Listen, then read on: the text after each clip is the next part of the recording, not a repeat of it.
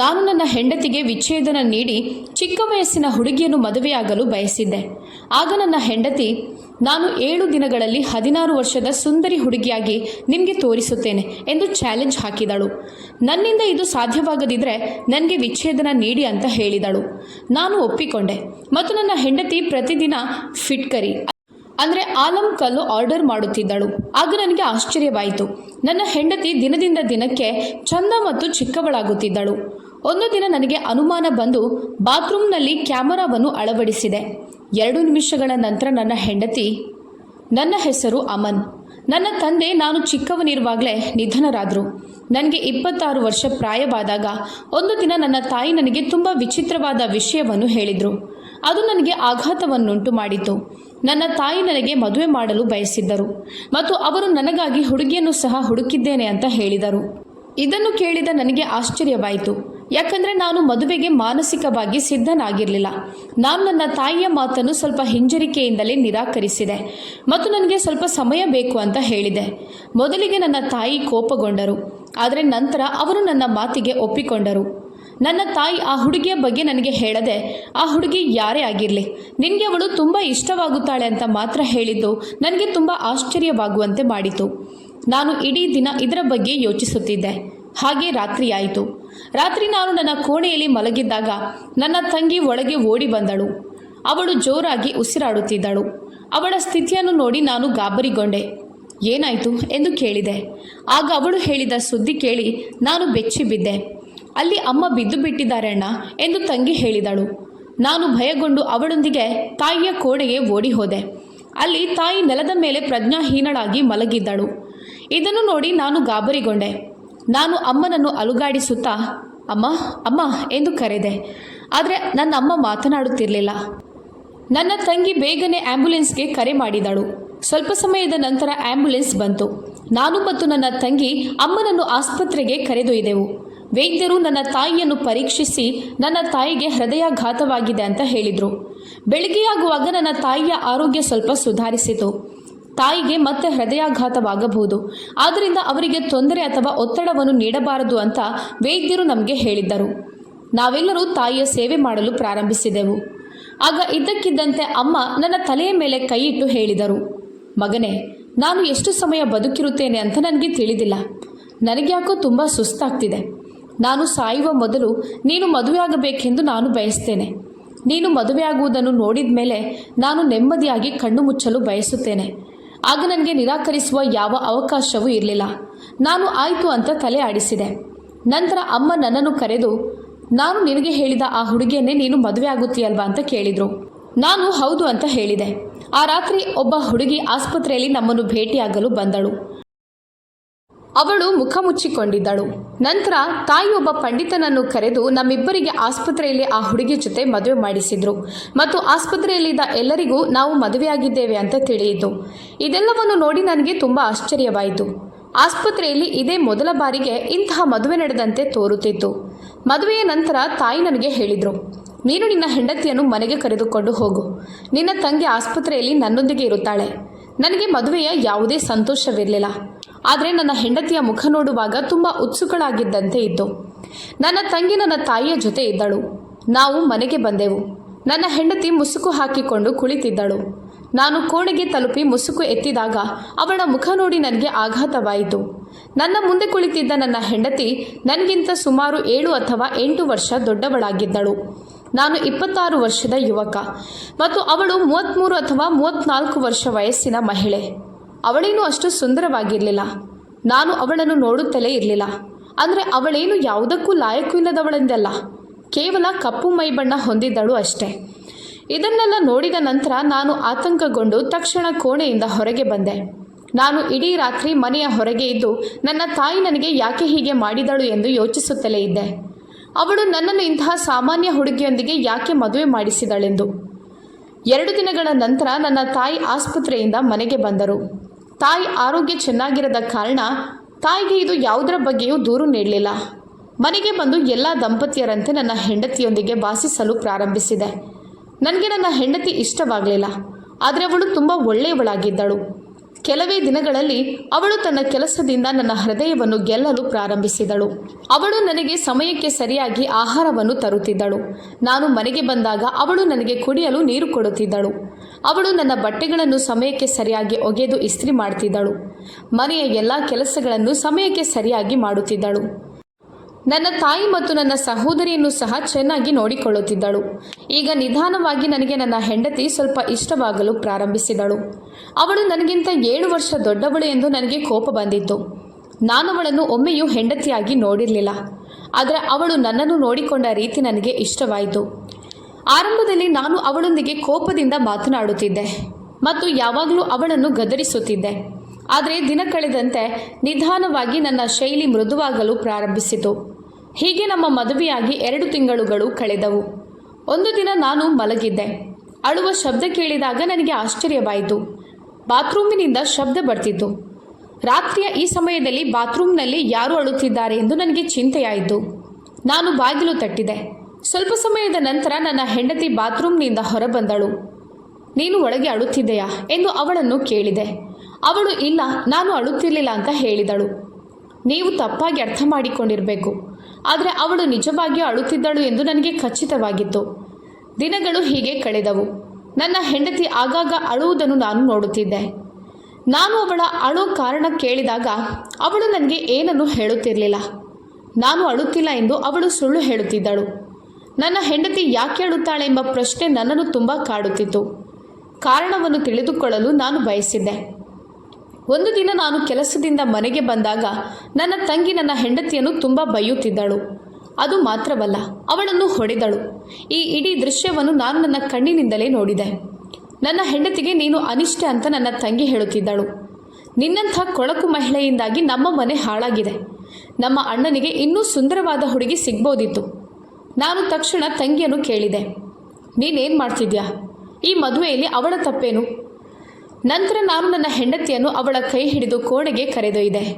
ಇದೇ ರೀತಿ ಆಗಾಗ ನಡೆಯಲು ಪ್ರಾರಂಭಿಸಿತು. ನನ್ನ ತಂಗಿ ಆಗಾಗ ನನ್ನ ಹೆಂಡತಿಯನ್ನು ಗದರಿಸ್ತಿದ್ಲು. ನನ್ನ ಹೆಂಡತಿ ಯಾಕೆ ಅಳುತ್ತಾಳೆ ಎಂದು ನನಗೆ ಈಗ ಅರಿವಾಯಿತು. ನನ್ನ ಹೆಂಡತಿಯ ಬಗ್ಗೆ ನನಗೆ ತುಂಬ ಸಹಾನುಭೂತಿ ಬರಲು ಪ್ರಾರಂಭಿಸಿತು. ನನ್ನ ಹೆಂಡತಿಗಾಗಿ ನಾನು ನನ್ನ ಸಹೋದರಿಯರೊಂದಿಗೆ ಆಗಾಗ ಜಗಳವಾಡ್ತಿದ್ದೆ. ಸಮಯ ಹೀಗೆ ಕಳೆಯುತ್ತಿತ್ತು. ನಾನು ನನ್ನ ಹೆಂಡತಿಗಾಗಿ ನನ್ನ ಸಹೋದರಿಯರೊಂದಿಗೆ ಜಗಳವಾಡಿದಾಗ ಅವರು ನನ್ನ ಹೆಂಡತಿಯ ವಿರುದ್ಧ ಮಾತನಾಡುವ ಮೂಲಕ ನನ್ನ ಮನಸ್ಸನ್ನು ಕಲುಷಿತಗೊಳಿಸಿದರು. ನನ್ನ ಸಹೋದರಿಯರು ನನ್ನ ಹೆಂಡತಿಯ ಬಗ್ಗೆ ಎಷ್ಟು ಕೆಟ್ಟದಾಗಿ ಮಾತನಾಡುತ್ತಿದ್ದರು ಎಂದರೆ ನಾನು ನನ್ನ ಹೆಂಡತಿಯ ಮೇಲೆ ಕೋಪಗೊಳ್ಳಲು ಪ್ರಾರಂಭಿಸಿದೆ. ನನ್ನ ಸಹೋದರಿಯರು ಸತ್ಯ ಹೇಳುತ್ತಿದ್ದಾರೋ ಅಥವಾ ಸುಳ್ಳು ಹೇಳುತ್ತಿದ್ದಾರೆ ಎಂದು ನನಗೆ ತಿಳಿದಿರಲಿಲ್ಲ. ಆದರೆ ನಾನು ಅವರನ್ನು ನಂಬಿದೆ ಮತ್ತು ನನ್ನ ತಾಯಿ ಕೂಡ ನನ್ನ ಹೆಂಡತಿಯ ವಿರುದ್ಧ ನನ್ನನ್ನು ಪ್ರಚೋದಿಸಲು ಪ್ರಾರಂಭಿಸಿದರು. ನನ್ನ ತಾಯಿ ನನ್ನ ಹೆಂಡತಿಯ ಬಗ್ಗೆ ಕೆಟ್ಟದಾಗಿ ಮಾತನಾಡಿದಾಗ ತಪ್ಪು ನನ್ನ ಹೆಂಡತಿಯದ್ದೇ ಎಂದು ನಾನು ಭಾವಿಸ್ತಿದ್ದೆ. ಆ ರಾತ್ರಿ ನಾನು ನನ್ನ ಹೆಂಡತಿಯನ್ನು ತುಂಬ ಗದರಿಸಿದೆ. ನನಗೆ ನೋವಾಯಿತು. ಆದರೆ ನಾನೇನು ಮಾಡಲಿ? ನನ್ನ ತಾಯಿ ದೂರಿದ್ದರು. ಅವಳು ಮೌನವಾಗಿ ಕುಳಿತು ನನ್ನ ಬೈಗುಳವನ್ನು ಕೇಳುತ್ತಿದ್ದಳು. ಸಮಯ ಕಳೆದಂತೆ ನನ್ನ ಹೆಂಡತಿಯ ವಿರುದ್ಧ ನನ್ನ ಸಹೋದರಿಯರ ದೂರುಗಳು ಹೆಚ್ಚಾಗಲು ಪ್ರಾರಂಭಿಸಿದವು. ನಾನೀಗ ನನ್ನ ಹೆಂಡತಿಯ ಮೇಲೂ ಬೇಸರಗೊಂಡಿದ್ದೆ. ನಾನು ಅವಳೊಂದಿಗೆ ಮಾತನಾಡುವುದನ್ನು ಕಡಿಮೆ ಮಾಡುತ್ತಿದ್ದೆ. ಅವಳು ನನಗೆ ಊಟ ತರುತ್ತಿದ್ದಾಗ ನಾನು ಉದ್ದೇಶಪೂರ್ವಕವಾಗಿ ಅಡುಗೆಯಲ್ಲಿ ಏನಾದರೂ ತಪ್ಪು ಹುಡುಕುತ್ತಿದ್ದೆ ಮತ್ತು ಅವಳನ್ನು ಬೈಯುತ್ತಿದ್ದೆ. ಅವಳು ಯಾವುದೇ ಕೆಲಸ ಮಾಡಿದರೂ ನಾನೀಗ ಯಾವುದೇ ಕಾರಣವಿಲ್ಲದೆ ಅವಳನ್ನು ಕೋಪದಿಂದ ಬೈಯುತ್ತಿದ್ದೆ. ವಿಷಯವೇನೆಂದರೆ ನನಗೆ ನನ್ನ ಹೆಂಡತಿಯ ಮೇಲೆ ಬೇಸರವಾಗಿತ್ತು. ಒಂದು ದಿನ ನನ್ನ ತಂಗಿ ನನ್ನ ಬಳಿಗೆ ಬಂದು ನನಗೆ ಒಂದು ವಿಚಿತ್ರವಾದ ವಿಷಯವನ್ನು ಹೇಳಿದಳು. ಅದನ್ನು ಕೇಳಿ ನನಗೆ ಆಘಾತವಾಯಿತು. ಅಣ್ಣ, ನೀನು ನಿನ್ನ ಹೆಂಡತಿಗೆ ವಿಚ್ಛೇದನ ನೀಡಬೇಕು ಅಂತ ಹೇಳಿದ್ಲು. ಇದನ್ನು ಕೇಳಿ ನನ್ನ ಮನಸ್ಸಿಗೆ ತುಂಬ ಘಾಸಿಯಾಯಿತು. ತಂಗಿ ನನ್ನ ತಾಯಿಯ ಮನವೊಲಿಸಿ ಅವಳ ಸ್ನೇಹಿತೆಯೊಂದಿಗೆ ನನ್ನ ಮದುವೆ ಮಾಡುವುದಾಗಿ ಹೇಳಿದಳು. ನಾನು ಮೊದಲು ಒಪ್ಪಲಿಲ್ಲ. ಆದರೆ 3 ದಿನಗಳ ನಂತರ ನನ್ನ ತಂಗಿ ನನ್ನ ತಾಯಿಯನ್ನು ಮನವೊಲಿಸಿದ್ದೇನೆ ಅಂತ ಹೇಳಿದಳು. ಈಗ ನಾನು ಒಪ್ಪಿಕೊಂಡಿದ್ದೆ. ಆದರೆ ನಾನು ಅವಳಿಗೆ ವಿಚ್ಛೇದನ ನೀಡುವುದು ಹೇಗೆ ಅಂತ ಚಿಂತಿಸ್ತಿದ್ದೆ. ಒಂದು ದಿನ ನನ್ನ ಹೆಂಡತಿ ನನಗಾಗಿ ಅಡುಗೆ ಮಾಡಿದಳು. ಊಟದಲ್ಲಿ ಸ್ವಲ್ಪ ಹೆಚ್ಚು ಉಪ್ಪು ಇತ್ತು. ಇಂದು ನಾನು ನನ್ನ ಹೆಂಡತಿಯನ್ನು ಸ್ವಲ್ಪ ಹೆಚ್ಚಾಗಿ ಉಪ್ಪಿನ ನೆಪದಲ್ಲಿ ಗದರಿಸಿ ವಿಚ್ಛೇದನ ನೀಡುತ್ತೇನೆ ಅಂತ ಯೋಚಿಸಿದ್ದೆ. ನಾನು ಅವಳನ್ನು ಗದರಿಸಲಾರಂಭಿಸಿದೆ. ಆದರೆ ನಾನು ಅವಳಿಗೆ ವಿಚ್ಛೇದನ ನೀಡುತ್ತೇನೆ ಎಂದು ಹೇಳಲು ಪ್ರಾರಂಭಿಸಿದ ತಕ್ಷಣ ನನ್ನ ಹೆಂಡತಿಯ ಅಳು ಮತ್ತು ಕಿರುಚಾಟವನ್ನು ಕೇಳಿ ನಮ್ಮ ನೆರೆಹೊರೆಯವರು ಅಲ್ಲಿಗೆ ಬಂದರು. ಅವರು ಪೊಲೀಸರನ್ನು ಸಹ ಕರೆದರು. ಆದ್ದರಿಂದ ನಾನು ನನ್ನ ಹೆಂಡತಿಗೆ ವಿಚ್ಛೇದನ ನೀಡುವುದನ್ನು ನಿಲ್ಲಿಸಿದೆ. ನನ್ನನ್ನು ಪೊಲೀಸ್ ಠಾಣೆಗೆ ಕರೆದೊಯ್ಯಲಾಯಿತು. ನಂತರ ಪೊಲೀಸರು ವಿಷಯವನ್ನು ಪರಿಹರಿಸಿದರು. ನನ್ನ ಹೆಂಡತಿ ಕೂಡ ನನ್ನಲ್ಲಿ ಕ್ಷಮೆ ಯಾಚಿಸಿದಳು. ಅದು ಅವಳ ತಪ್ಪಲ್ಲದಿದ್ದರೂ ಆ ದಿನದ ನಂತರ ನನ್ನ ಹೆಂಡತಿ ಸಂಪೂರ್ಣವಾಗಿ ಬದಲಾಗಿದ್ದಳು. ಈಗ ಅವಳು ಏನನ್ನೂ ಹೇಳುತ್ತಿರಲಿಲ್ಲ. ಅವಳು ಯಾವಾಗಲೂ ಮೌನವಾಗಿರ್ತಿದ್ಲು. ರಾತ್ರಿ ಮಾತ್ರ ಅವಳು ನನ್ನಿಂದ ಆಲಂಕಲ್ಲು ಮತ್ತು ಮೊಟ್ಟೆಗಳನ್ನು ಕೇಳುತ್ತಿದ್ದಳು. ಇದನ್ನು ಹೊರತುಪಡಿಸಿ ಅವಳು ತಿನ್ನೋ ವಿಷಯದಲ್ಲಿ ಏನನ್ನೂ ಆರ್ಡರ್ ಮಾಡುತ್ತಿರಲಿಲ್ಲ. ಆಶ್ಚರ್ಯ ಏನಂದರೆ ನಾನು ಅವಳಿಗೆ ಆಲಂಕಲ್ಲು ಮತ್ತು ಮೊಟ್ಟೆಗಳನ್ನು ತರುತ್ತಿದ್ದೆ. ಒಂದು ದಿನ ನಾನು ಅಂಗಡಿಯಿಂದ ಆಲಂಕಲ್ಲು ಮತ್ತು ಮೊಟ್ಟೆಗಳನ್ನು ಖರೀದಿಸಿ ಮನೆಗೆ ಹೋದೆ. ನನ್ನ ಹೆಂಡತಿ ಮನೆ ಬಾಗಿಲಿನ ಹೊರಗೆ ನನಗಾಗಿ ಕಾಯುತ್ತಾ ನಿಂತಿದ್ದಳು. ನನ್ನನ್ನು ನೋಡಿದಾಗ ಅವಳ ಕಣ್ಣುಗಳು ಬೆಳಗಿದವು ಮತ್ತು ಅವಳು ನನ್ನಿಂದ ಆಲಂಕಲ್ಲು ಮತ್ತು ಮೊಟ್ಟೆ ತೆಗೆದುಕೊಂಡಳು. ನನ್ನ ಹೆಂಡತಿ ರಾತ್ರಿ ಈ ಆಲಂಕಲ್ಲು ಮತ್ತು ಮೊಟ್ಟೆಗಳೊಂದಿಗೆ ಏನು ಮಾಡುತ್ತಾಳೆಂದು ನನಗೆ ತುಂಬ ಕುತೂಹಲವಾಯಿತು. ನಾನು ಬೆಳಗ್ಗೆ ತಿಳಿದುಕೊಳ್ಳಲು ನಿರ್ಧರಿಸಿದೆ. ಮರುದಿನ ಉಪಹಾರ ಸೇವಿಸುವಾಗ ನನ್ನ ಹೆಂಡತಿ ರಾತ್ರಿ ಮತ್ತೆ ಆಲಂಕಲ್ಲು ಮತ್ತು ಮೊಟ್ಟೆಗಳನ್ನು ತರಲು ಹೇಳಿದಳು. ಇದನ್ನು ಕೇಳಿ ನಾನು ಆಶ್ಚರ್ಯಚಕಿತನಾದೆ. ಮತ್ತು ನೀನು ಪ್ರತಿದಿನ ತುಂಬ ಆಲಂಕಲ್ಲು ಮತ್ತು ಮೊಟ್ಟೆಗಳನ್ನು ತರಿಸ್ತಿದ್ಯಲ್ಲ, ಯಾಕೆ ಅಂತ ಕೇಳಿದೆ. ನೀನು ಅವುಗಳನ್ನು ಏನು ಮಾಡ್ತೀಯ ಎಂದು ನಾನು ಸ್ವಲ್ಪ ಕೋಪದಿಂದ ಕೇಳಿದೆ. ಅದರಿಂದ ಅವಳು ಭಯಗೊಂಡಳು ಮತ್ತು ರಾತ್ರಿಯಲ್ಲಿ ಆಲಂಕಲ್ಲು ಮತ್ತು ಮೊಟ್ಟೆಗಳು ಮುಗಿದವು ಅಂತ ಹೇಳಲು ಪ್ರಾರಂಭಿಸಿದಳು. ಅದಕ್ಕಾಗಿ ನಾನಿಂದು ಮತ್ತೆ ಆಲಂಕಲ್ಲು ಮತ್ತು ಮೊಟ್ಟೆಗಳನ್ನು ಆರ್ಡರ್ ಮಾಡ್ತಿದ್ದೇನೆ. ನಾನು ಅವಳ ಮಾತಿಗೆ ಒಪ್ಪಿದೆ. ನಂತರ ಕೆಲಸಕ್ಕೆ ಹೋದೆ. ಮರುದಿನ ನಾನು ಮತ್ತೆ ನನ್ನ ಹೆಂಡತಿಗೆ ಆಲಂಕಲ್ಲು ಮತ್ತು ಮೊಟ್ಟೆಗಳನ್ನು ತಂದು ಅವಳಿಗೆ ಕೊಟ್ಟು ನನ್ನ ಕೋಣೆಗೆ ಬಂದೆ. ಆದರೆ ಮರುದಿನ ನನ್ನ ಹೆಂಡತಿ ಮತ್ತೆ ನನಗೆ ದಯವಿಟ್ಟು ಇಂದು ರಾತ್ರಿ ಅಂಗಡಿಯಿಂದ ಆಲಂಕಲ್ಲು ಮತ್ತು ಮೊಟ್ಟೆಗಳನ್ನು ತನ್ನಿ ಅಂತ ಹೇಳಿದಾಗ ನನಗೆ ಆಘಾತವಾಯಿತು. ನಾನು ಮತ್ತೆ ನಿನ್ನೆ ತಂದ ಆಲಂಕಲ್ಲು ಮತ್ತು ಮೊಟ್ಟೆಗಳು ಎಲ್ಲಿವೆ ಅಂತ ಕೇಳಿದೆ. ಅವಳು ಅವುಗಳನ್ನು ಬಳಸಿದ್ದಾಳೆಂದು ಹೇಳಿದಳು ಮತ್ತು ಮೊಟ್ಟೆಗಳು ಬಿದ್ದು ಒಡೆದವು ಅಂದಳು. ಕಳೆದ ಕೆಲವು ದಿನಗಳಲ್ಲಿ ಅವಳು ತುಂಬ ಆಲಂಕಲ್ಲು ಮತ್ತು ಮೊಟ್ಟೆಗಳನ್ನು ಏನು ಮಾಡಿದ್ದಾಳೆಂದು ಯೋಚಿಸಿ ನನಗೆ ತುಂಬ ಆಶ್ಚರ್ಯವಾಯಿತು. ಒಬ್ಬ ವ್ಯಕ್ತಿ ವರ್ಷಗಟ್ಟಲೆ ಬಳಸಿದ್ರೂ ಇಷ್ಟೊಂದು ಮುಗಿಯೋದಿಲ್ಲ. ಆದರೆ ಅವಳು ಆ ಮೊಟ್ಟೆಗಳನ್ನು ಏನು ಮಾಡ್ತಾಳೆ? ಈ ವಿಷಯ ನನ್ನನ್ನು ತುಂಬ ಕಾಡಲು ಪ್ರಾರಂಭಿಸಿತು. ಈ ಆಲಂಕಲ್ಲು ಮತ್ತು ಮೊಟ್ಟೆಗಳು ಎಲ್ಲಿಗೆ ಹೋಗುತ್ತವೆ ಅಂತ ತಿಳಿಯಲು ನಾನು ಬಯಸಿದ್ದೆ. ನಾನಿದನ್ನು ನನ್ನ ಹೆಂಡತಿಗೆ 2-3 ಬಾರಿ ಕೇಳಿದೆ. ಆದರೆ ಅವಳು ಯಾವಾಗಲೂ ಅವುಗಳನ್ನು ಇಟ್ಟುಕೊಂಡು ಮರೆತು ಬಿಟ್ಟಿದ್ದಾಳೆಂದು ಹೇಳುತ್ತಿದ್ದಳು. ಅವು ಮುಗಿದಿವೆ, ಅವುಗಳನ್ನು ಬಳಸಲಾಗಿದೆ. ಅವಳು ಯಾವಾಗಲೂ ಹೊಸ ನೆಪಗಳನ್ನು ಹುಡುಕಿ ಹೇಳುತ್ತಿದ್ದಳು. ಹೀಗೆ ಸಮಯ ಕಳೆಯಲು ಪ್ರಾರಂಭಿಸಿತು. ಆದರೆ ನಾನು ಪ್ರತಿದಿನ ನನ್ನ ಹೆಂಡತಿಗೆ ಆಲಂಕಲ್ಲು ಮತ್ತು ಮೊಟ್ಟೆಗಳನ್ನು ತರುತ್ತಿದ್ದೆ. ಆಲಂಕಲ್ಲು ಮತ್ತು ಮೊಟ್ಟೆಗಳು ರಾತ್ರೋರಾತ್ರಿ ಕಣ್ಮರೆಯಾಗುತ್ತಿದ್ದವು. ನನ್ನ ತಾಯಿ ಮತ್ತು ಸಹೋದರಿಯರು ಸಹ ಇದನ್ನು ಗಮನಿಸುತ್ತಿದ್ದರು. ನನ್ನ ತಂಗಿ ಪ್ರತಿದಿನ ಆಲಂಕಲ್ಲು ಮತ್ತು ಮೊಟ್ಟೆಗಳನ್ನು ತರುವಂತೆ ಕೇಳುತ್ತಿದ್ದಳು. ನಿನ್ನ ಹೆಂಡತಿ ಅದನ್ನು ಏನು ಮಾಡ್ತಾಳೆ? ನಾನು ಅವರಿಗೆ ಗೊತ್ತಿಲ್ಲ ಅಂತ ಹೇಳ್ತಿದ್ದೆ. ತದನಂತರ ಅವಳು ಪ್ರತಿದಿನ ಅವುಗಳನ್ನು ಬಳಸಲಾಗುತ್ತಿದೆ ಅಂತ ಹೇಳುತ್ತಿದ್ದಳು. ನನ್ನ ತಂಗಿ ನನ್ನ ಈ ಹೇಳಿಕೆಯನ್ನು ಮನಸ್ಸಿಗೆ ತೆಗೆದುಕೊಂಡು ಈ ಆಲಂಕಲ್ಲು ಮತ್ತು ಮೊಟ್ಟೆಗಳ ರಹಸ್ಯವನ್ನು ತಿಳಿದುಕೊಳ್ಳುವವರೆಗೂ ಅವಳು ವಿಶ್ರಾಂತಿ ಪಡೆಯುವುದಿಲ್ಲ ಅಂತ ನಿರ್ಧರಿಸಿದಳು. ನನ್ನ ತಂಗಿ ನನ್ನ ಹೆಂಡತಿಯನ್ನು ಸೂಕ್ಷ್ಮವಾಗಿ ಗಮನಿಸುತ್ತಿದ್ದಳು. ಯಾಕಂದರೆ ನನ್ನ ತಂಗಿ ನನ್ನ ಹೆಂಡತಿಯ ಮೇಲೆ ವಿಚಿತ್ರ ರೀತಿಯ ಅನುಮಾನವನ್ನು ಬೆಳೆಸಿಕೊಂಡಿದ್ದಳು. ಈಗ ನನ್ನ ಹೆಂಡತಿಯೊಂದಿಗಿನ ನನ್ನ ವರ್ತನೆ ಸರಿಯಾಗಲು ಪ್ರಾರಂಭಿಸಿತು. ನಾನೀಗ ಅವಳನ್ನು ಗದರಿಸಲಿಲ್ಲ. ನಾನು ಅವಳನ್ನು ಚೆನ್ನಾಗಿ ನೋಡಿಕೊಳ್ಳುತ್ತಿದ್ದೆ. ಪ್ರತಿ ರಾತ್ರಿ ಸಂತೋಷದಿಂದ ಆಲಂಕಲ್ಲು ಮತ್ತು ಮೊಟ್ಟೆಗಳನ್ನು ತರುತ್ತಿದ್ದೆ. ಈಗ ನನ್ನ ತಾಯಿ ಮತ್ತು ಸಹೋದರಿಯರು ನನ್ನ ಹೆಂಡತಿಯ ವಿರುದ್ಧ ಏನಾದರೂ ಹೇಳಿದರೆ ಅದು ನನಗೆ ದೊಡ್ಡ ವಿಷಯವಾಗುತ್ತಿರಲಿಲ್ಲ. ಅವರು ಹೇಳಿದ್ದನ್ನೆಲ್ಲ ನಾನು ನಂಬುತ್ತಿರಲಿಲ್ಲ. ಅವನಿಗೆ ಇದ್ದಕ್ಕಿದ್ದಂತೆ ಏನಾಯಿತು? ಇವನು ಇದ್ದಕ್ಕಿದ್ದಂತೆ ಅವನು ಹೆಂಡತಿಯ ಗುಲಾಮನಾದ ಅಂತ ನನ್ನ ಸಹೋದರಿಯರು ಹೇಳುತ್ತಿದ್ದರು. ನನಗೆ ಏನಾಗುತ್ತಿದೆ ಎಂದು ನನಗೂ ತಿಳಿದಿರಲಿಲ್ಲ. ನನ್ನ ಹೆಂಡತಿಯ ಬಗ್ಗೆ ನನಗೆ ಸಹಾನುಭೂತಿ ಮೂಡಲು ಪ್ರಾರಂಭಿಸಿತು. ಅವಳೊಂದಿಗೆ ಸಮಯ ಕಳೆಯುತ್ತಾ ಆನಂದಿಸಲು ಪ್ರಾರಂಭಿಸಿದೆ. ಹೀಗೆ 1 ತಿಂಗಳು ಕಳೆದು ಹೋಯಿತು. ನನ್ನ ಹೆಂಡತಿಯ ಬಗ್ಗೆ ನನ್ನ ದೃಷ್ಟಿಕೋನ ಬದಲಾಗಲು ಪ್ರಾರಂಭಿಸಿತು. ಅವಳು ಎಚ್ಚರವಾದಾಗಲೆಲ್ಲ ಅವಳು 16 ವರ್ಷದ ಹುಡುಗಿಯಂತೆ ಕಾಣುತ್ತಿದ್ದಳು. ನನ್ನ ಹೆಂಡತಿ ತುಂಬ ಸುಂದರವಾಗಿರುವುದನ್ನು ನಾನು ಕಂಡುಕೊಂಡೆ. ಅವಳು ಸ್ವರ್ಗದಿಂದ ಬಂದ ದೇವತೆಯಂತೆ ಇದ್ದಳು. ನಾನು ಈ ಹುಡುಗಿಯನ್ನು ಹೊಡೆಯುತ್ತಿದ್ದೇನೆ ಅಂತ ನನಗೆ ತುಂಬ ಆಶ್ಚರ್ಯವಾಗುತ್ತಿತ್ತು. ನನ್ನ ಹೆಂಡತಿಯಲ್ಲಿ ನನ್ನ ತಪ್ಪುಗಳಿಗೆ ಕ್ಷಮೆ ಕೇಳಿದೆ. ಈಗ ನನಗೆ ಯಾವಾಗಲೂ ನನ್ನ ಹೆಂಡತಿಯೊಂದಿಗೆ ಇರಬೇಕೆಂದು ಅನ್ನಿಸ್ತಿತ್ತು. ನಾನು ಯಾವಾಗಲೂ ಅವಳೊಂದಿಗೆ ಇರುವುದಲ್ಲದೆ ಅವಳಿಗೆ ಕೆಲಸದಲ್ಲಿ ಸಹಾಯ ಮಾಡುತ್ತಿದ್ದೆ. ನಾನು ಅವಳಿಗೆ ಅಡುಗೆ ಮಾಡಿಕೊಡುತ್ತಿದ್ದೆ. ಅವಳ ಎಲ್ಲ ಕೆಲಸಗಳಿಗೂ ಕೈ ಜೋಡಿಸುತ್ತಿದ್ದೆ. ಆದರೆ ಅವಳು ಯಾವುದೇ ಕೆಲಸ ಮಾಡಲು ಬಿಡುತ್ತಿರಲಿಲ್ಲ. ನನ್ನ ಸಹೋದರಿಯರು ಮತ್ತು ತಾಯಿ ಅವಳ ಮೇಲೆ ತುಂಬ ಕೋಪಗೊಂಡು ನನ್ನನ್ನು ಗದರಿಸುತ್ತಿದ್ದರು. ಆದರೆ ನಾನು ಅವರೊಂದಿಗೆ ಜಗಳವಾಡುತ್ತಿದ್ದೆ ಮತ್ತು ನನ್ನ ಹೆಂಡತಿಯ ಬಗ್ಗೆ ಒಂದೇ ಒಂದು ಮಾತನಾಡಿದರೂ ಕೇಳುವುದಿಲ್ಲ ಅಂತ ಹೇಳುತ್ತಿದ್ದೆ. ನನ್ನ ತಾಯಿ ನನ್ನ ಬಾಲ್ಯವನ್ನು ನೆನಪಿಸುತ್ತಿದ್ದರು. ನಿನ್ನ ತಂದೆ ನಿಮ್ಮ ಸಹೋದರಿಯರನ್ನು ಬಿಟ್ಟು ಈ ಪ್ರಪಂಚದಿಂದ ಹೋದ ಆ ಸಮಯವನ್ನು ನೆನಪಿಸಿಕೊಳ್ಳಿ ಅಂತ ಹೇಳ್ತಿದ್ರು.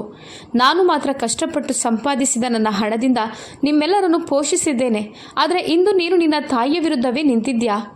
ಅಮ್ಮ, ನೀವೇನು ಬೇಕಾದರೂ ಹೇಳಿ, ಆದರೆ ನನ್ನ ಹೆಂಡತಿಗೆ ಯಾವುದೇ ತೊಂದರೆ ಕೊಡಬೇಡಿ.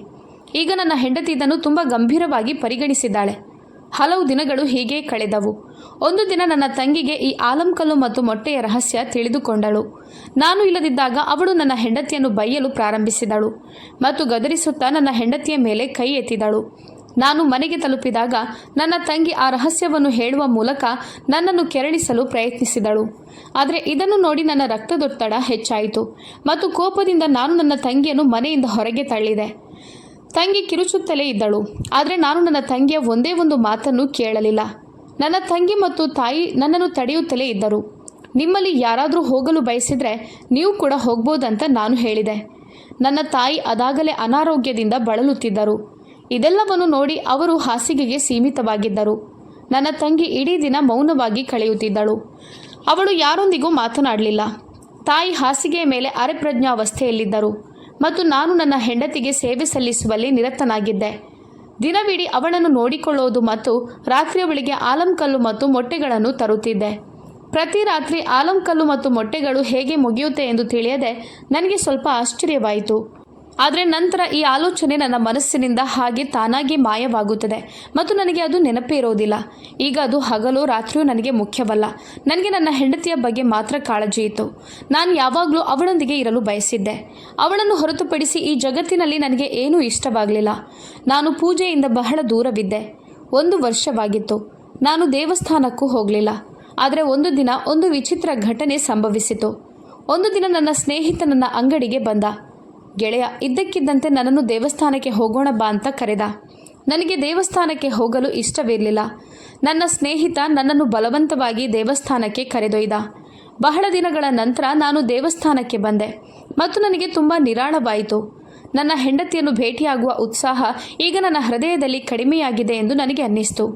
ರಾತ್ರಿ ಅಂಗಡಿಯಲ್ಲಿ ಹೆಚ್ಚು ಹೊತ್ತು ಕಳೆದು ತಡವಾಗಿ ಮನೆಗೆ ಹೋಗ್ತಿದ್ದೆ. ಇಲ್ಲದಿದ್ದರೆ ನಾನು ಸಂಜೆಯ ಹೊತ್ತಿಗೆ ಮನೆಗೆ ತಲುಪುತ್ತಿದ್ದೆ. ನಾನು ಮನೆಗೆ ತಲುಪಿದಾಗ ನನ್ನ ಹೆಂಡತಿ ಎಂದಿನಂತೆ ನನಗಾಗಿ ಕಾಯುತ್ತಿದ್ದಳು. ನಾನು ಅವಳಿಗೆ ಆಲಂಕಲ್ಲು ಮತ್ತು ಮೊಟ್ಟೆಗಳನ್ನು ಕೊಟ್ಟೆ. ಅವಳು ವಿಶ್ರಾಂತಿ ಪಡೆಯಲು ಕೋಣೆಗೆ ಹೋದಳು. ಇಂದು ನನಗೆ ನಿದ್ರೆ ಬರಲಿಲ್ಲ. ಬದಲಿಗೆ ನಾನು ನನ್ನ ತಾಯಿ ಮತ್ತು ಸಹೋದರಿಯರನ್ನು ಹೇಗೆ ನಡೆಸಿಕೊಂಡಿದ್ದೇನೆ ಎಂದು ನನಗೆ ಅರಿವಾಯಿತು. ಇದನ್ನೆಲ್ಲ ಯೋಚಿಸುತ್ತಾ ನಾನು ಕಣ್ಣು ಮುಚ್ಚಿ ಮಲಗಿದ್ದೆ. ನಂತರ ಒಂದು ವಿಚಿತ್ರ ಘಟನೆ ಸಂಭವಿಸಿತು. ನನ್ನ ಹೆಂಡತಿ ಮಧ್ಯರಾತ್ರಿ ಹಾಸಿಗೆಯಿಂದ ಎದ್ದು ನನ್ನನ್ನು ದಿಟ್ಟಿಸಿ ನೋಡುತ್ತಿದ್ದಳು. ನಾನು ನಿದ್ದೆ ಮಾಡಿದ್ದೇನೆ ಎಂದು ಖಚಿತವಾದಾಗ ಅವಳು ಹಾಸಿಗೆಯಿಂದ ಎದ್ದು ಕೋಣೆಯಿಂದ ಹೊರಗೆ ಹೋದಳು. ನನ್ನ ಹೆಂಡತಿ ಎಲ್ಲಿಗೆ ಹೋಗುತ್ತಿದ್ದಾಳೆ ಎಂದು ನನಗೆ ಆಶ್ಚರ್ಯವಾಯಿತು. ನಾನು ಕೂಡ ಹಾಸಿಗೆಯಿಂದ ಎದ್ದು ಅವಳನ್ನು ಹಿಂಬಾಲಿಸಲು ಪ್ರಾರಂಭಿಸಿದೆ. ಅವಳು ಕೋಣೆಯಿಂದ ಹೊರಬಂದು ಅಡುಗೆ ಮನೆಗೆ ಹೋದಳು. ನಾನು ನಿಧಾನವಾಗಿ ಅವಳನ್ನು ಹಿಂಬಾಲಿಸುತ್ತಿದ್ದೆ. ಅವಳು ಅಡುಗೆ ಮನೆಗೆ ಹೋಗಿ ಬಾಗಿಲು ಮುಚ್ಚಿದಳು. ನಾನು ಹೊರಗೆ ನಿಂತು ಒಳಗೆ ಕದ್ದು ಮುಚ್ಚಿ ನೋಡಲು ಪ್ರಾರಂಭಿಸಿದೆ.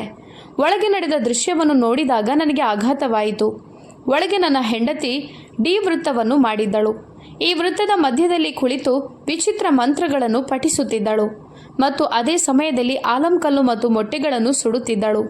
ಅವಳು ತುಂಬ ವೇಗವಾಗಿ ತೂಗಾಡುತ್ತಾ ಆಲಂಕಲ್ಲು ಮತ್ತು ಮೊಟ್ಟೆಗಳ ಮೇಲೆ ಏನನ್ನೋ ಓದಿ ಊದುತ್ತಿದ್ದಳು. ಸಾಮಾನ್ಯ ಮನುಷ್ಯನಿಗೆ ಊಹಿಸಲು ಕಷ್ಟ. ಇದನ್ನೆಲ್ಲ ನೋಡಿ ನನಗೆ ಆಶ್ಚರ್ಯ ಮತ್ತು ಭಯವಾಯಿತು. ನಾನು ಬೇಗನೆ ಅಲ್ಲಿಂದ ಹೊರಟು ನನ್ನ ಕೋಣೆಗೆ ಹೋಗಿ ಮಲಗಿಕೊಂಡೆ. ಬೆಳಗ್ಗೆ ಎದ್ದಾಗ ನಾನು ಸಾಧ್ಯವಾದಷ್ಟು ಬೇಗ ನನ್ನ ಸ್ನೇಹಿತನ ಬಳಿಗೆ ಹೋಗಿ ಅವನಿಗೆ ಇಡೀ ವಿಷಯವನ್ನು ಹೇಳಿದೆ. ನನ್ನ ಸ್ನೇಹಿತ ಎಲ್ಲವನ್ನೂ ಕೇಳಿಸಿಕೊಳ್ಳುತ್ತಿದ್ದ. ನಂತರ ಅವನು ನನಗೆ ಹೇಳಿದ ಮಾತು ಕೇಳಿ ನಾನು ಆಘಾತಕ್ಕೊಳಗಾಗಿದ್ದೆ. ನನ್ನ ಹೆಂಡತಿ ಮಾಟಮಂತ್ರ ಮಾಡುತ್ತಾಳೆ ಮತ್ತು ಅದನ್ನು ನನ್ನ ಮೇಲೆ ಮಾತ್ರ ಪ್ರಯೋಗಿಸುತ್ತಾಳೆ, ಬೇರೆಯವರ ಮೇಲೆ ಅಲ್ಲ ಎಂದು ನನ್ನ ಸ್ನೇಹಿತ ನನಗೆ ಹೇಳಿದ. ಇದನ್ನು ಕೇಳಿ ನನಗೆ ಭಯವಾಯಿತು. ನಾನು ನನ್ನ ಸ್ನೇಹಿತನನ್ನು ಕೇಳಿದೆ, ನೀನು ನಂಬುವುದಿಲ್ಲವೇ? ಆಗ ಅವನು ಹೇಳಿದ, ನಿನ್ನ ಹೆಂಡತಿ ನಿನ್ನ ಮೇಲೆ ಮಾಟಮಂತ್ರ ಮಾಡಿ ನಿನ್ನನ್ನು ನಿಯಂತ್ರಿಸುತ್ತಾಳೆ ಎಂದು ನನಗೆ ಖಚಿತವಾಗಿದೆ. ನೀನು ಅವಳ ನಿಯಂತ್ರಣದಲ್ಲಿದ್ದೀಯಾ? ಯಾಕಂದರೆ ಅವಳು ನಿನ್ನ ಮೇಲೆ ಮಾಟಮಂತ್ರವನ್ನು ಮಾಡಿದ್ದಾಳೆ. ಇದರಿಂದಾಗಿ ನೀನು ನಿನ್ನ ಹೆಂಡತಿಯ ಬಗ್ಗೆ ಯೋಚಿಸುತ್ತಲೇ ಇರ್ತೀಯ ಮತ್ತು ನಿನ್ನ ತಾಯಿ ಮತ್ತು ಸಹೋದರಿಯೊಂದಿಗೆ ಕೆಟ್ಟದಾಗಿ ವರ್ತಿಸ್ತೀಯ. ಇದನ್ನೆಲ್ಲ ಕೇಳಿದ ನಂತರ ಕಳೆದ 1 ವರ್ಷದಿಂದ ನಡೆಯುತ್ತಿದ್ದದ್ದೆಲ್ಲವೂ ನನ್ನ ಹೆಂಡತಿಯ ಈ ಮಾಟಮಂತ್ರದಿಂದಲೇ ನಡೆಯುತ್ತಿದೆ ಎಂದು ನನಗೆ ಅರಿವಾಯಿತು. ನಾನು ಇದನ್ನೆಲ್ಲ ನನ್ನ ಸ್ನೇಹಿತನಿಗೆ ಹೇಳಿದಾಗ ಅವನು ನನಗೆ ನೀರಿನ ಬಾಟಲಿಯನ್ನು ಕೊಟ್ಟು, ಇದು ಗಂಗಾಜಲದ ಪವಿತ್ರ ನೀರು, ಇದನ್ನು ಕುಡಿ. ಇದನ್ನು ಕುಡಿಯುವ ಮೂಲಕ ಯಾವುದೇ ಮಾಟವು ನಿನ್ನ ಮೇಲೆ ಯಾವುದೇ ಪರಿಣಾಮ ಬೀರುವುದಿಲ್ಲ ಅಂತ ಹೇಳಿದ. ಇದರ ಹೊರತಾಗಿ ನೀನು ಈ ಹಾರವನ್ನು ನಿನ್ನ ಕುತ್ತಿಗೆಗೆ ಧರಿಸಿದರೆ ನಿನ್ನ ಹೆಂಡತಿಯ ಮಾಯಾಜಾಲದಿಂದ ನೀನು ಸುರಕ್ಷಿತನಾಗಿರ್ತೀಯ ಅಂತ ಅವನು ನನಗೆ ಹೇಳಿದ. ನನಗೆ ತುಂಬ ಆಶ್ಚರ್ಯವಾಯಿತು. ನಾನು ನೀರಿನ ಬಾಟಲಿಯೊಂದಿಗೆ ಮನೆಗೆ ಬಂದೆ ಮತ್ತು ಈಗ ನನ್ನ ಹೆಂಡತಿಯ ಮಾಯಾಜಾಲವು ನನ್ನ ಮೇಲೆ ಕಡಿಮೆಯಾಗಲು ಪ್ರಾರಂಭಿಸಿತು. ಈಗ ನಾನು ಪ್ರತಿ ರಾತ್ರಿ ಅವಳನ್ನು ಹಿಂಬಾಲಿಸಿ ಅವಳು ಏನು ಮಾಡುತ್ತಾಳೆಂದು ನೋಡಲು ಅಡುಗೆ ಮನೆಗೆ ಹೋಗ್ತಿದ್ದೆ. ಆದರೆ ನನ್ನ ದೇವರು ನನ್ನನ್ನು ಅವಳಿಂದ ರಕ್ಷಿಸುತ್ತಿದ್ದ. ಒಂದು ದಿನ ನಾನು ಪ್ರಜ್ಞಾಹೀನಳಾಗಿ ಮಲಗಿದ್ದ ನನ್ನ ತಾಯಿಯ ಕೋಣೆಗೆ ಹೋಗಿ ಅವಳೊಂದಿಗೆ ಮಾತನಾಡಲು ಪ್ರಯತ್ನಿಸಿದೆ. ನನ್ನ ತಂಗಿಯಂದಿರು ನನ್ನ ತಾಯಿಯೊಂದಿಗೆ ಮಾತನಾಡುವುದನ್ನು ತಡೆದರು. ನಾನು ಬೇಡಿಕೊಳ್ಳುತ್ತಲೇ ಇದ್ದಾಗ ನನ್ನ ತಾಯಿ ಕೈ ತೋರಿಸಿ ಮಾತನಾಡಲು ಹೇಳಿದರು. ನಾನು ನನ್ನ ತಾಯಿಗೆ ಎಲ್ಲವನ್ನು ಹೇಳಿ, ಅಮ್ಮ ದಯವಿಟ್ಟು ನನ್ನನ್ನು ಕ್ಷಮಿಸು ಎಂದೆ. ನನ್ನ ತಾಯಿ, ಮಗನೇ, ನಾನು ನಿನ್ನ ತಾಯಿಯಲ್ಲದಿದ್ದರೆ ನಾನು ನಿನ್ನನ್ನು ಎಂದಿಗೂ ಕ್ಷಮಿಸುವುದಿಲ್ಲ ಎಂದಳು. ಆದರೆ ನನಗೆ ನಿನ್ನ ಮೇಲೆ ಕೋಪವಿಲ್ಲ. ನಾನು ನನ್ನ ತಾಯಿಯನ್ನು ತಬ್ಬಿಕೊಂಡು, ಅಮ್ಮ, ನನ್ನನ್ನು ಇಷ್ಟು ವಯಸ್ಸಾದ ಹುಡುಗಿಗೆ ಯಾಕೆ ಮದುವೆ ಮಾಡಿಕೊಟ್ಟೆ ಅಂತ ಕೇಳಿದೆ. ಆಗ ಅಮ್ಮ ಅಂದರು, ನಿನ್ನ ತಂದೆಯ ಸ್ನೇಹಿತ ಸಾಯುವ ಮೊದಲು ನಿನ್ನ ತಂದೆಯಿಂದ ಅವರ ಹೆಣ್ಣು ಮಕ್ಕಳಲ್ಲಿ ಒಬ್ಬಳನ್ನು ತನ್ನ ಮಗನಿಗೆ ಮದುವೆ ಮಾಡೋದಾಗಿ ಮಾತು ಕೊಟ್ಟಿದ್ರು. ಈ ಕಾರಣಕ್ಕಾಗಿ ನಿನ್ನ ತಂದೆಯ ಮರಣದ ನಂತರ ನಾನು ಆ ಭರವಸೆಯನ್ನು ಈಡೇರಿಸಬೇಕಾಯಿತು. ಅದೇ ಕಾರಣಕ್ಕಾಗಿ ನಾನು ನಿನ್ನನ್ನು ಈ ಹುಡುಗಿ ಜೊತೆ ಮದುವೆ ಮಾಡಿಸಿದೆ. ನಾನು ನನ್ನ ತಾಯಿಯನ್ನು ತಬ್ಬಿಕೊಂಡು ಯಾವುದೇ ಕಾರಣವಿಲ್ಲದೆ ನಿನ್ನನ್ನು ತಪ್ಪಾಗಿ ಅರ್ಥ ಮಾಡಿಕೊಂಡಿದ್ದೇನೆ ಅಂತ ಹೇಳಿದೆ. ತಾಯಿ ನನ್ನನ್ನು ತಟ್ಟಿ ನನ್ನ ಕಣ್ಣೀರು ಒರೆಸಿ, ನಾಳೆ ನಾವು ನಿನ್ನ ತಂಗಿಯನ್ನು ಕರೆದುಕೊಂಡು ಬರೋಣ ಅಂತ ಹೇಳಿದರು. ಆ ರಾತ್ರಿ ಮತ್ತೆ ನನ್ನ ಹೆಂಡತಿ ಅಡುಗೆ ಮನೆಗೆ ಹೋಗುವಾಗ ಎಂದಿನಂತೆ ಅವಳನ್ನು ಹಿಂಬಾಲಿಸಿದೆ. ನಾನು ಅವಳನ್ನು ರಹಸ್ಯವಾಗಿ ನೋಡುತ್ತಿದ್ದೆ. ಆದರೆ ಅವಳ ಕಣ್ಣುಗಳು ನನ್ನ ಮೇಲೆ ಬಿದ್ದವು. ಅವಳು ನನ್ನನ್ನು ನೋಡಿದ ತಕ್ಷಣ ಜೋರಾಗಿ ಕಿರುಚಲು ಪ್ರಾರಂಭಿಸಿದಳು. ನಂತರ ನನ್ನ ಕಾಲಿಗೆ ಬಿದ್ದು ಅಳಲು ಪ್ರಾರಂಭಿಸಿದಳು. ನಾನು ನಿನ್ನನ್ನು ಪಡೆಯಲು ತುಂಬ ತಪ್ಪು ಕೆಲಸ ಮಾಡಿದೆ ಅಂತ ಹೇಳಿದಳು. ಅವಳು ಕಿರುಚುತ್ತಿದ್ದಳು ಮತ್ತು ನಾನು ಇದೆಲ್ಲದಕ್ಕೂ ಹೆದರುತ್ತಿದ್ದೆ. ನಾನು ಬೇಗನೆ ಆ ನೀರನ್ನು ಅವಳ ಮೇಲೆ ಸುರಿದೆ ಮತ್ತು ಅವಳು ಪ್ರಜ್ಞೆ ತಪ್ಪಿದಳು. ಬೆಳಗ್ಗೆ ನನ್ನ ಹೆಂಡತಿ ಪ್ರಜ್ಞೆ ಬಂದಾಗ ಅವಳು ಅಳಲು ಪ್ರಾರಂಭಿಸಿದಳು. ನಂತರ ನಾನು ಅವಳನ್ನು ಕೇಳಿದೆ, ಅವಳು ಇದನ್ನೆಲ್ಲ ಯಾಕೆ ಮಾಡಿದಳು? ಆಗ ನಾನು ಯಾವಾಗಲೂ ನನ್ನ ಜೀವನವನ್ನು ಒಂಟಿಯಾಗಿ ಕಳೆದಿದ್ದೇನೆ ಅಂತ ಅವಳು ಹೇಳಿದಳು. ನಾನು ಮಗುವಾಗಿದ್ದಾಗ ನನ್ನ ತಂದೆ ನನ್ನನ್ನು ಬಿಟ್ಟು ಹೋದರು. ನನ್ನ ತಾಯಿ ನಿಧನರಾದರು. ನನ್ನ ಗಂಡ ಕೂಡ ನನ್ನನ್ನು ಇಷ್ಟಪಡಲಿಲ್ಲ. ನನ್ನ ನಾದಿನಿಯರು ನನ್ನನ್ನು ಹಿಂಸಿಸ್ತಿದ್ರು. ಯಾರು ಅದನ್ನು ಸಹಿಸಿಕೊಳ್ಳುತ್ತಾರೆ? ನನ್ನ ಸ್ನೇಹಿತರಲ್ಲಿ ಒಬ್ಬರು ನನಗೆ ಬಾಬಾ ಬಳಿಗೆ ಹೋಗುವಂತೆ ಸಲಹೆ ನೀಡಿದರು. ನಾನು ಬಾಬಾ ಬಳಿಗೆ ಹೋದಾಗ ಅವರು ನನಗೆ ಒಂದು ಉಪಾಯವನ್ನು ಹೇಳಿದರು ಮತ್ತು ಈ ಉಪಾಯದಿಂದ ನೀವು ನಿಮ್ಮ ಗಂಡನನ್ನು ನಿಯಂತ್ರಿಸಲು ಸಾಧ್ಯವಾಗುತ್ತದೆ ಅಂತ ಹೇಳಿದರು. ಮತ್ತು ನಂತರ ನಾನು ಈ ಉಪಾಯವನ್ನು ಮಾಡಲು ಪ್ರಾರಂಭಿಸಿದೆ. ಆಗ ನನ್ನ ಗಂಡ ನನ್ನವನಾಗಲು ಪ್ರಾರಂಭಿಸಿದ ಮತ್ತು ಇದೆಲ್ಲವೂ ಬಹಳ ಕಾಲ ಮುಂದುವರೆಯಿತು. ಆದರೆ ನಂತರ ಎಲ್ಲವೂ ನನ್ನ ಕೈಯಿಂದ ಹೊರಬರಲು ಪ್ರಾರಂಭಿಸಿತು. ನನ್ನ ಹೆಂಡತಿ ಅತ್ತು ಎಲ್ಲರಲ್ಲೂ ಕ್ಷಮೆಯಾಚಿಸಲು ಪ್ರಾರಂಭಿಸಿದಳು. ನಾನು ನನ್ನ ಹೆಂಡತಿಯ ಕಣ್ಣೀರನ್ನು ಒರೆಸಿದೆ. ತಪ್ಪು ನಿನ್ನದಲ್ಲ, ತಪ್ಪು ನನ್ನದೇ ಅಂತ ಹೇಳಿದೆ. ನಾನು ನನ್ನ ಹೆಂಡತಿಯನ್ನು ಕ್ಷಮಿಸಿದೆ. ನನ್ನ ತಾಯಿ ಮತ್ತು ಸಹೋದರಿಯರು ಸಹ ನನ್ನ ಹೆಂಡತಿಯನ್ನು ಕ್ಷಮಿಸಿದರು. ಕೆಲವು ದಿನಗಳ ನಂತರ ನಾನು ನನ್ನ ತಂಗಿಗೆ ಕ್ಷಮೆಯಾಚಿಸಿ ಅವಳನ್ನು ನನ್ನ ಮನೆಗೆ ಕರೆತಂದೆ. ಈಗ ನಾನು ನನ್ನ ಹೆಂಡತಿಯನ್ನು ದ್ವೇಷಿಸುವುದಿಲ್ಲ ಮತ್ತು ನನ್ನ ಹೃದಯದಿಂದ ಅವಳನ್ನು ಸ್ವೀಕರಿಸಿದ್ದೇನೆ. ನಾನು ಇದನ್ನೆಲ್ಲ ಬಹಳ ಹಿಂದೆಯೇ ಅರ್ಥ ಮಾಡಿಕೊಂಡಿದ್ದರೆ ನನ್ನ ಹೆಂಡತಿ ಈ ಹೆಜ್ಜೆ ಇಡಬೇಕಾಗಿರಲಿಲ್ಲ ಎಂದು ನಾನಂದುಕೊಂಡೆ. ಈ ಕಥೆ ನಿಮಗೆ ಇಷ್ಟವಾಗಿದ್ದಲ್ಲಿ ಲೈಕ್ ಮಾಡಿ, ಶೇರ್ ಮಾಡಿ, ಕಾಮೆಂಟ್ ಮಾಡಿ. ಹಾಗೆಯೇ ಆಲಂ ಕಲ್ಲು ಅಂದರೆ ಫಿಟ್ಕರಿ ಅನೇಕ ಪ್ರಯೋಜನಗಳನ್ನು ಹೊಂದಿರುವ ನೈಸರ್ಗಿಕ ವಸ್ತು. ಇದು ಚರ್ಮ ಮತ್ತು ಕೂದಲಿನ ಆರೋಗ್ಯಕ್ಕೆ ಒಳ್ಳೆಯದು ಮತ್ತು ಬಾಯಿಯ ಆರೋಗ್ಯಕ್ಕೂ ಸಹಾಯಕವಾಗಿದೆ. ಅದಲ್ಲದೆ ಇದರ ಉಪಯೋಗಗಳು ಇನ್ನೂ ಇದೆ. ಅದನ್ನು ನೀವು ಗೂಗಲಲ್ಲಿ ನೋಡ್ಕೊಳ್ಳಿ. ನಿಮಗೆ ಆಲಂ ಕಲ್ಲು ಬೇಕಂದರೆ ನಾವು ಡಿಸ್ಕ್ರಿಪ್ಷನಲ್ಲಿ ಲಿಂಕನ್ನು ಹಾಕಿರ್ತೇವೆ, ಅಲ್ಲಿ ಹೋಗಿ ಪರ್ಚೇಸ್ ಮಾಡಿ.